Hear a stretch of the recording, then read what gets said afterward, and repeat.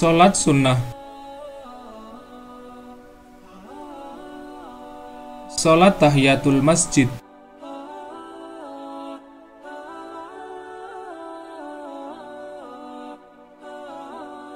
Ibnu Hajar rahimahullahu ta'ala berkata,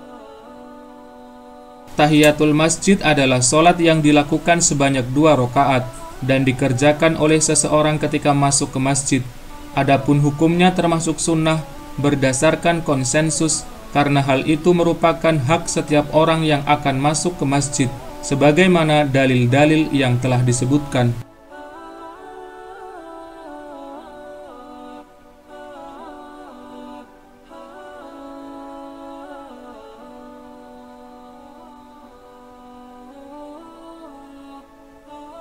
Dianjurkannya melaksanakan sholat tahiyatul masjid.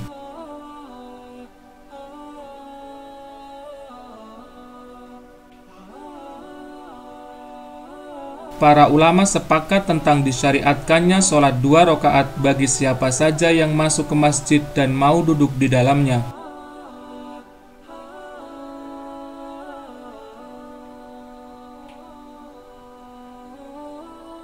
Dalam sebuah hadis yang diriwayatkan oleh Abu Qatadah radhiyallahu anhu, Rasulullah sallallahu alaihi wasallam bersabda,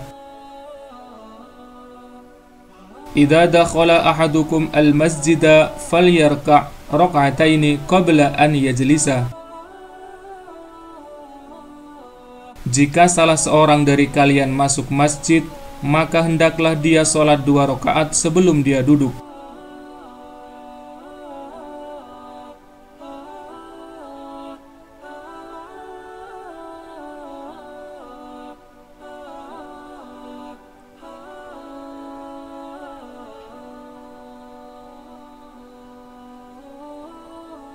Hukum sholat tahiyatul masjid.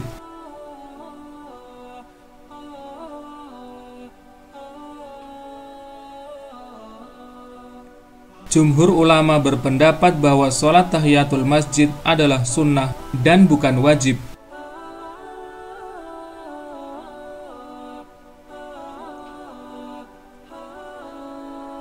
Dari Jabir bin Abdullah radhiyallahu anhu, dia berkata, Ja'a Sulaykul Ghatafaniyu yaumal jumu'ati wa Rasulullah sallallahu alaihi wasallam yakhtubu fajalasa faqala lahu ya Sulayku qum farka' rak'ataini wa tajawwaz fihima thumma qala idza jaa'a ahadukum yaumal jumu'ati wal imamu yakhtubu falyarka' rak'ataini wal yatajawwaz fihima.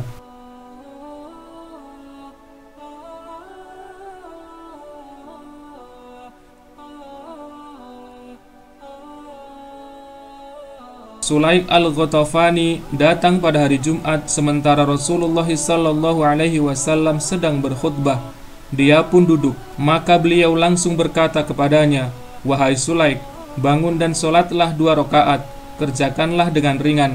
Kemudian beliau bersabda, "Jika salah seorang dari kalian datang pada hari Jumat sedangkan imam sedang berkhutbah, maka hendaklah dia sholat 2 rakaat dan hendaknya dia mengerjakannya dengan ringan."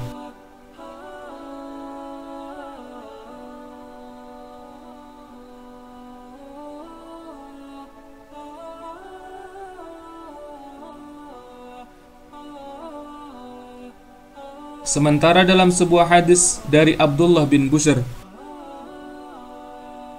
sesungguhnya ada seorang laki-laki yang melangkahi pundak-pundak manusia sedangkan Rasulullah sallallahu alaihi wasallam berkhutbah, maka beliau berkata, "Duduklah, sungguh engkau telah menyakiti mereka."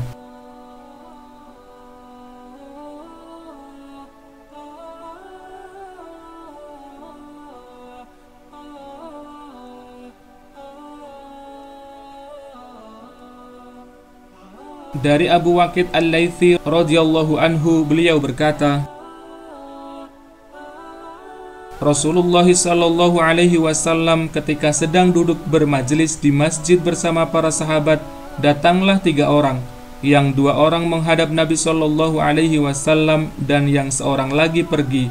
Yang 2 orang terus duduk bersama Nabi sallallahu alaihi wasallam di mana satu di antaranya nampak berbahagia bermajelis bersama Nabi Shallallahu Alaihi Wasallam di depan, sedang yang kedua duduk di belakang mereka, sedang yang ketiga berbalik pergi.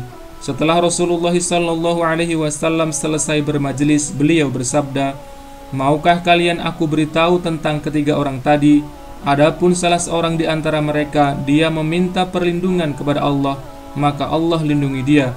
Yang kedua, dia malu kepada Allah, maka Allah pun malu kepadanya. Sedangkan yang ketiga berpaling dari Allah, maka Allah pun berpaling darinya."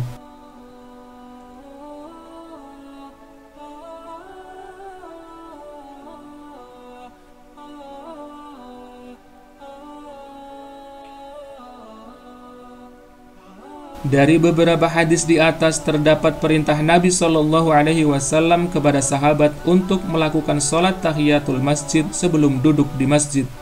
Dan dalam hadis yang lain, Nabi Shallallahu Alaihi Wasallam membiarkan orang duduk ikut majelis di masjid bersama beliau Shallallahu Alaihi Wasallam tanpa harus melakukan sholat tahiyatul masjid.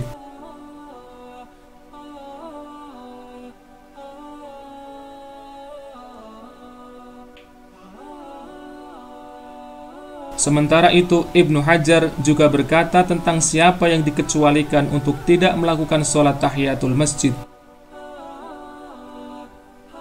Dikecualikan bagi khatib masjid yang akan masuk ke masjid untuk sholat dan berkhutbah di hari Jumat, maka seorang khatib tidak perlu melakukan sholat tahiyatul masjid. Dikecualikan juga bagi pengurus masjid karena ia diberi amanah untuk senantiasa keluar masuk masjid. Jika setiap keluar masuk masjid diperintahkan untuk sholat tahiyatul masjid, tentu hal itu akan memberatkan baginya. Sebagaimana pula tidak disunnahkan bagi seseorang yang masuk ke masjid sedangkan imam telah menegakkan sholat fardu atau telah selesai dikumandangkan iqamat, karena sesungguhnya sholat fardu telah cukup walaupun tidak sholat tahiyatul masjid.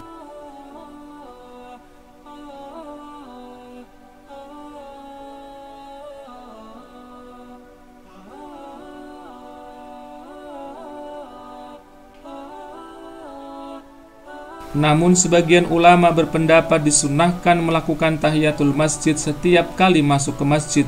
Hal ini sebagaimana pendapat Imam Nawawi, dan ini pendapat yang dipilih oleh Ibnu Taimiyah dan Ahmad bin Hanbal.